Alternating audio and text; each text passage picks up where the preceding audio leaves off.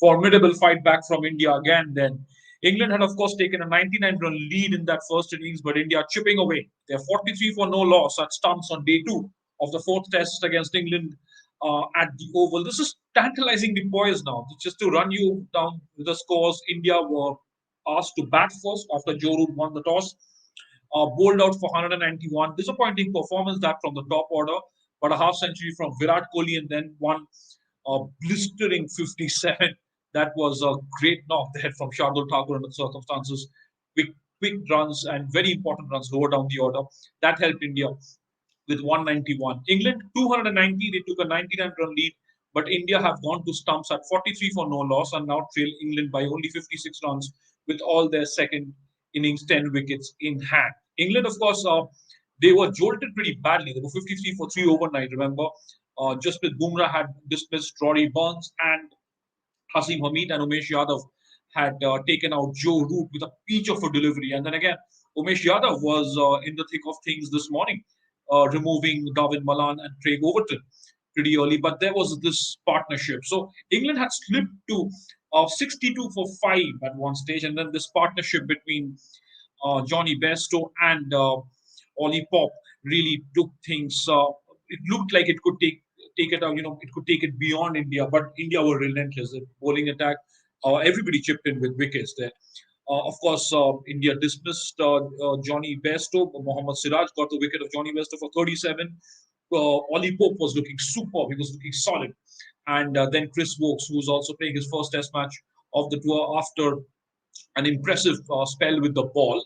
He scored a very big half century. He took 4 wickets in the first innings, and that half century in the first innings for England with the bat almost looked like it could be a turning point. Gave them a lead of 99 runs. They had slipped to 255 for 9, and it looked like India would be able to kind of restrict that lead to somewhere in the vicinity of 60, 70. But thanks to Chris Woakes, England took a lead of 99 runs. But when it came to the second innings, India were, of course, a lot better. The openers, Rohit Sharma and KL Rahul, they have been among the best batsmen for India on this tour. They again got India off to a solid start. 43 for no loss, then at stumps of 16 overs. Both KL Rahul and Rohit Sharma looked pretty comfortable. They looked solid. The wind pitch, you'll have to say, has flattened out a little bit. The conditions are a little better for batting. And then again, like it has been for every test match of this tour, the first hour of any day will be crucial again from here on, because you want Rohit Sharma and KL Rahul to bat a little longer. Cheteshwar Pujara needs to get runs. It will be easier than it was in the first innings because it does look like the pitch is flattened out. And then of course Ajinkya Rahane will also need to pull his socks up. Virat Kohli getting back to form, that is always good news for India and Indian cricket. That is going to be that kind of a day. Again, when it looked like India would at least try and fight hard for a draw in that third test match, they capitulated pretty quickly. The ball is still pretty new. They've done a good job so far, Rohit Sharma and KL Rahul. However, India played 16 overs, and I can see a few comments coming in. Suri S is asking for my assessment of an ideal target for England. But before I get to that, Sunil Gavaskar made this very important point. India batted 16 overs, and he said India, by the time the last over, which turned out to be the last over of the day, started, there were less than 60 seconds left. He was on commentary wondering whether the Indian batsmen shouldn't focus on the finer points of talking to each other, maybe ask for a change of gloves, and ensure that they had to play an over less because they were trailing by 99 runs, not that they were leading by 90 runs. Why give England that sniff of a chance? Why give them some hope of plucking out that one wicket before stumps? Could they have not been a little more wily and perhaps played an over less? Anyway, you're not going to score too many runs off those deliveries. Might as well try and preserve your wickets. Thankfully for India, there were no losses. India have all their 10 wickets intact. The openers are looking solid. Virat Kohli will be eyeing a big score. And this brings me to Suri S. His questions on the ideal target for England. He comments on again issues of line and length inconsistencies by Umesh, Shardul, and Siraj. And what is your assessment of a solid target for England? Look, there's plenty of time left here, Suri. Just day two and the third innings is underway. India will first of all they'll like to bat out day three. First off, the top order batsmen have not fired. Cheteshwar Pujara, of course, He looked good in the second innings. Ajinkya Rahane looked good in the second innings at Lords. But you need to perform. You need to fire as a consistent. You need to fire as a unit. It's not very often that you go to England and you bowled off for 191 and then you have a chance again. Their bowlers have created that chance. Some lower order blitz from Shardul Thakur with the bat created that chance. So they need to really bat out day three and get those runs.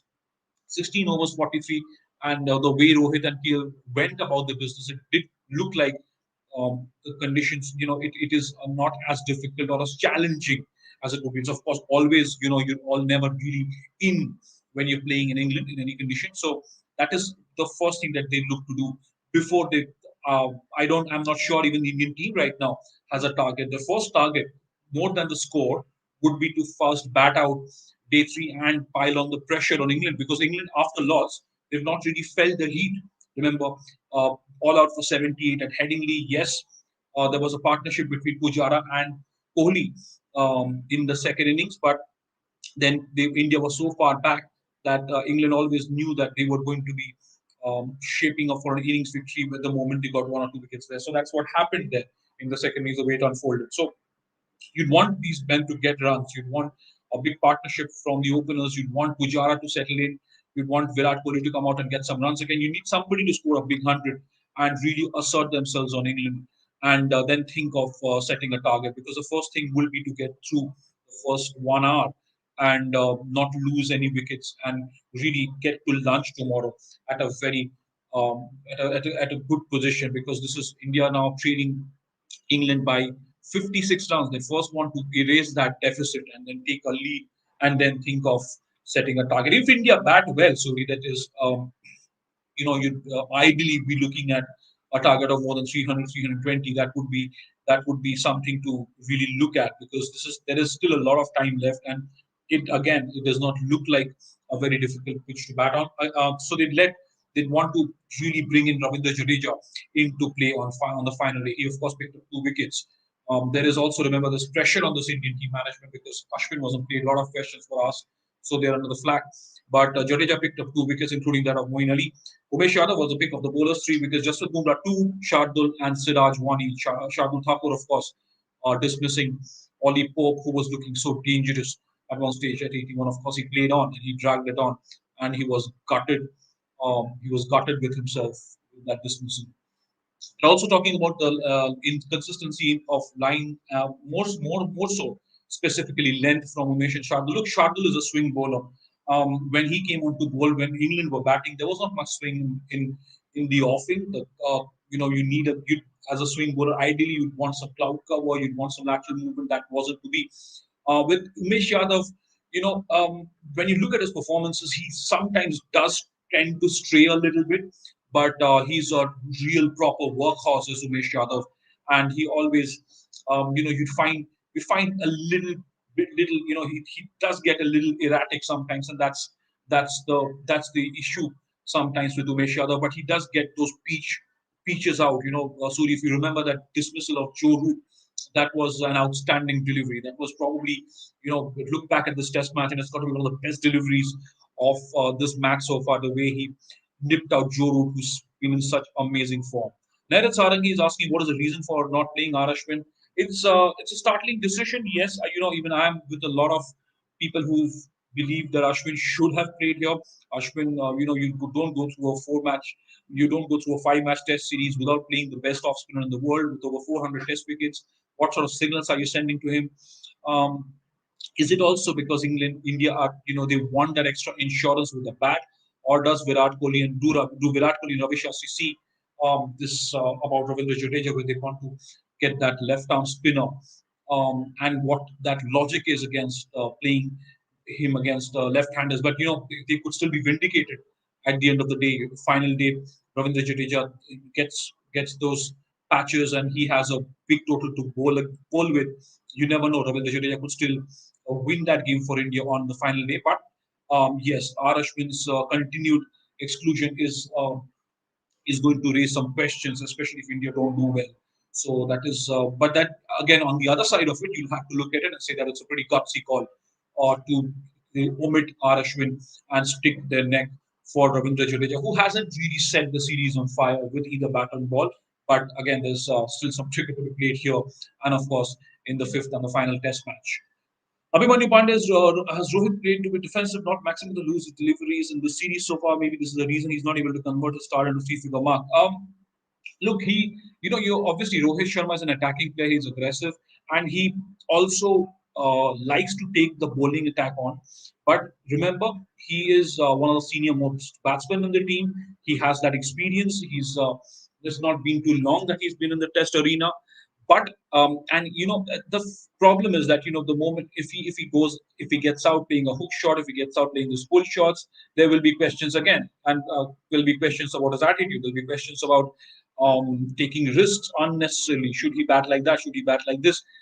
He also knows that the rest of the batting lineup is not firing, and he's a man in form alongside KL Rahul. Virat Kohli is, of course, he's coming back into form with two successive half centuries. So there's a lot of pressure and a lot of onus is on Rohit Sharma. So you not really see him go gung ho, and it is important.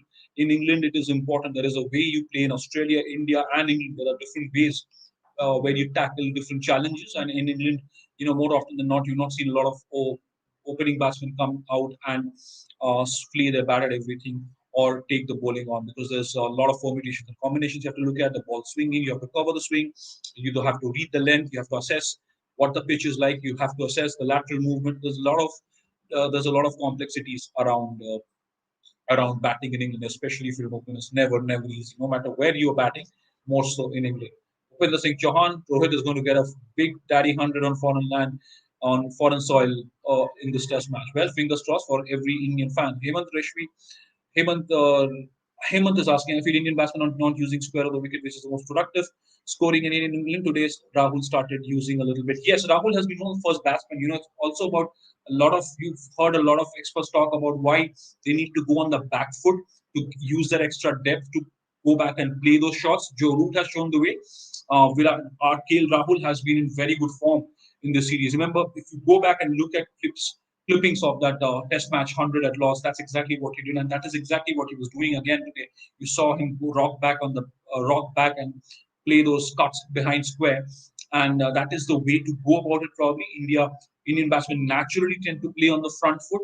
It is also a matter of adjusting to your techniques, to your well proven and well established techniques, where you need to go back and get that extra depth in the batting crease. Use that depth in the batting crease to maximize everything that you can in England.